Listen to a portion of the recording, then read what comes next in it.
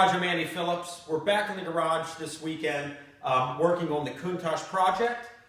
So what I'm going to do today is just kind of go over some of the things that have been done, some of the things that still need to be done, and then I think we're also going to take it for not a full test drive because the front tires need to be replaced, they're all dry rotted, but I want to at least back it out of the garage, pull it back in just to kind of see the transmission, things like that. So let's go ahead and get started. One of the things that was taken care of is off of the frame here in the front, you have two supports that actually hold the hinges for the hood. And one of those was broken. I had it just quickly attached when I got the car in here. We attached it with some JB weld and just a small piece of angle bolted into the frame and into the bracket. So I went ahead and I welded that. So here's a clip of that.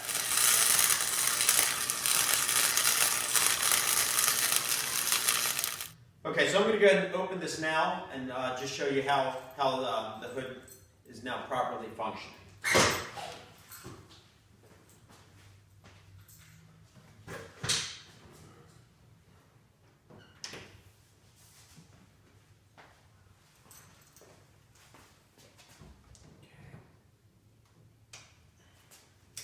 So now the hood opens up with no problem, and if you need to get in there, you have your the coolant reservoir, which, by the way, that was another thing that was replaced this time around. The original one that was in there, because as you can see on this side of the car, the finish has some fire damage because the house that it was where it was kept actually had caught on fire at one point, and the actual car wasn't on fire, but it had fire damage, so the heat had damaged the reservoir tank.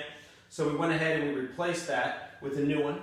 So we have that in here, and then we also have the windshield washer canister for the fluid. You've got the other fluids are in here as well, fire extinguisher, and then on this particular replica, they have the radiator here in the front, where on the original Countach you had two small ones in the back. So this one's got it here in the front, so that's in there as well. But all this is working fine.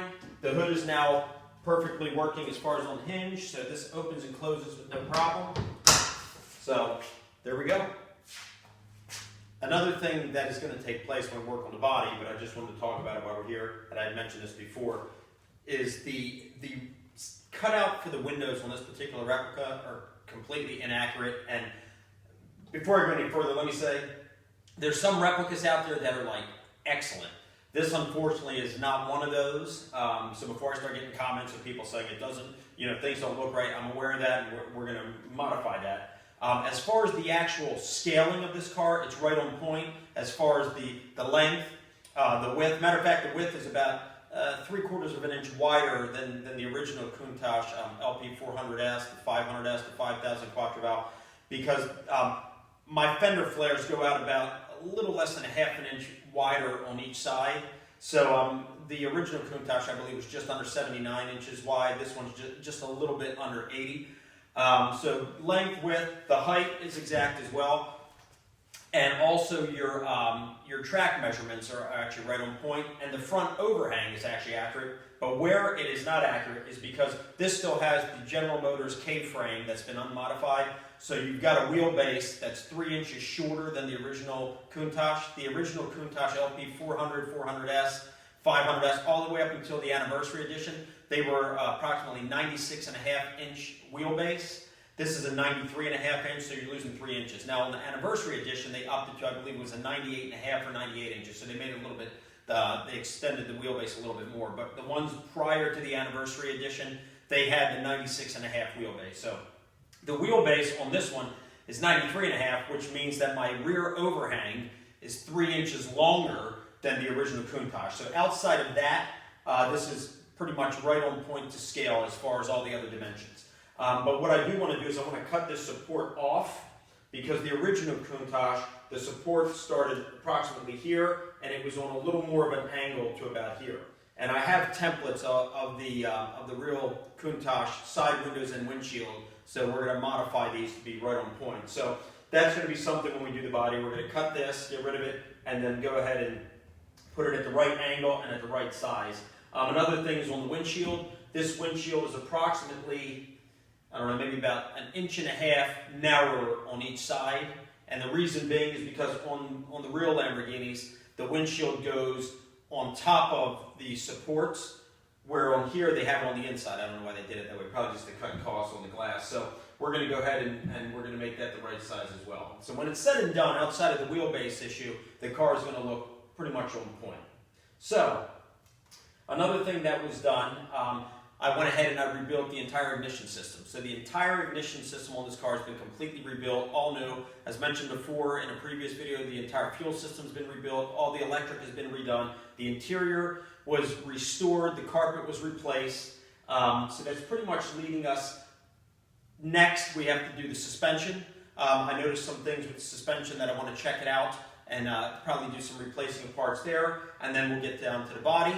However, we did notice when we were, I had it idling the other day, just checking out the temperatures, checking out the fluids, letting everything warm up, and I noticed that we were having an issue with the idling of the vehicle. It's racing too much, so it looks like we may have a vacuum leak somewhere, but let's go ahead and I'll start it up so you can see that.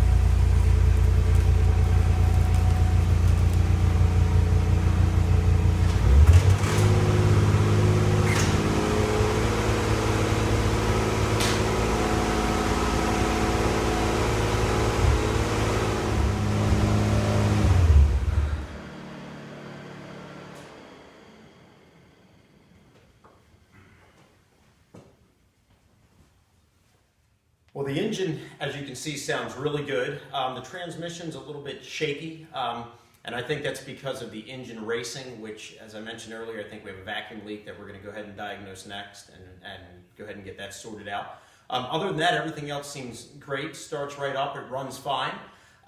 Let's go around back. I'm going to show you some things that are happening back there that are going to be next on the list of to-dos.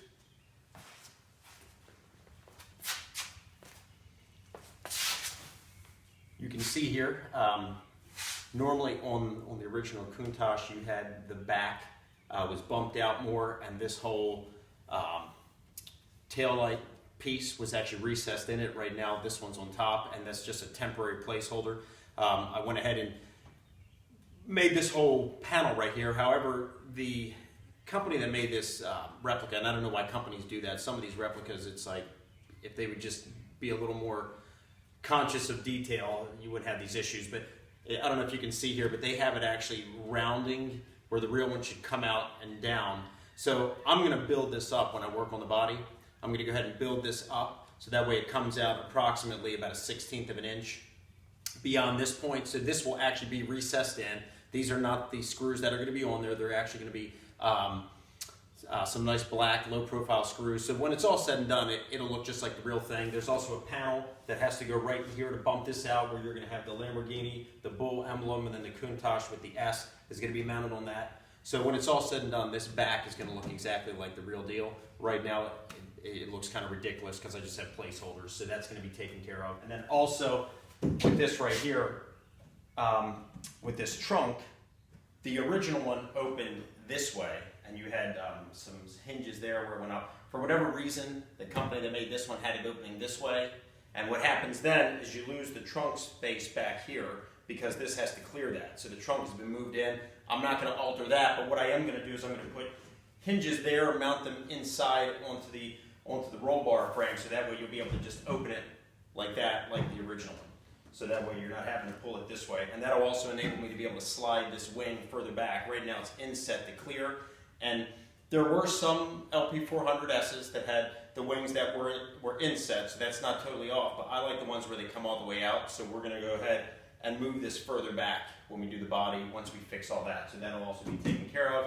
And then of course you have this mess right here where the former owner started painting that orange for whatever reason. So that needs to be removed, the windows put in the way it's supposed to be, so that'll all be taken care of as well. So we're moving quite along, so now let's move back up to the front so we can talk about the horn. When I got this car, it did have the Italian horn system in it, made by Fiero out of Italy. However, what it had was this right here. This is a 6000 series, which the pitch is slightly different than the original Lamborghinis like the Miura, the Countach, and them had. And also you can see the compressor. It's a smaller compressor, a cheaper one with the plastic cap. We went ahead and we're replacing it with the 3000 series to give the more higher pitch like the original Countach had. And this is also a different compressor. It's also made by Fiero, and it's imported from Italy as well. However, as you can see, it's a lot bigger. It's all metal, and it's got the plate on it instead of just the plastic. So I'm going to go ahead and show you the difference between the 6000 and the 3000, so that way you can see the difference.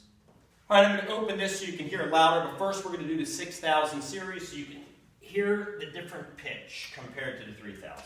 So I'm going to leave that open, give it a shot.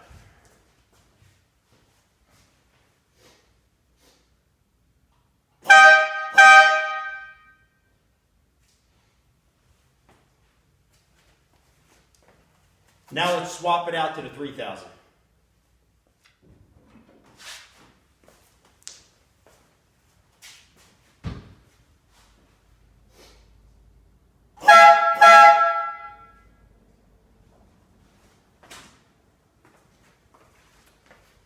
I'm sure you noticed the difference in the pitch. The 3000 series is a little bit higher pitch, which gives more that vintage Italian sound that was used in a lot of the classic cars back then. So that's what we're switching it to, and that takes care of that.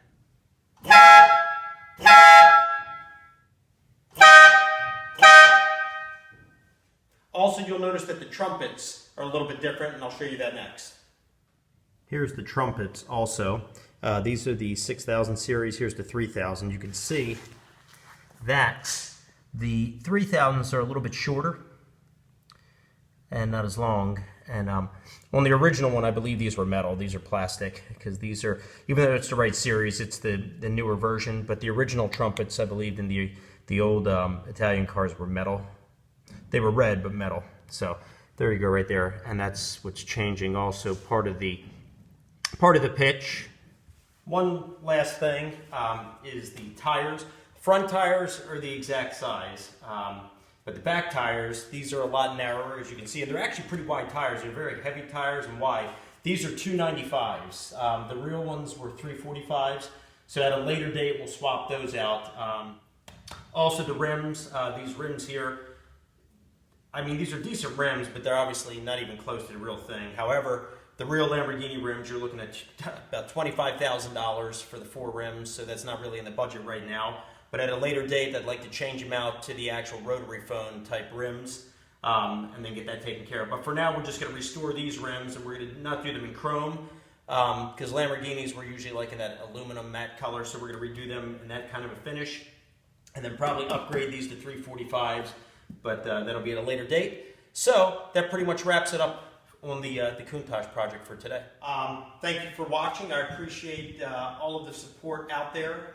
Please send any questions, any comments. I would love to hear from you, and I'm sure I'm going to get some about about the car, how it looks right now. But as I mentioned before, just be patient. When this is all said and done, it's going to look as accurate as I can get it without stretching the wheelbase. And it'll be a beautiful paint job, very high quality automotive grade paint job. So, as always, we thank you for the support. Please like the video, subscribe to this channel, and we'll see you next time.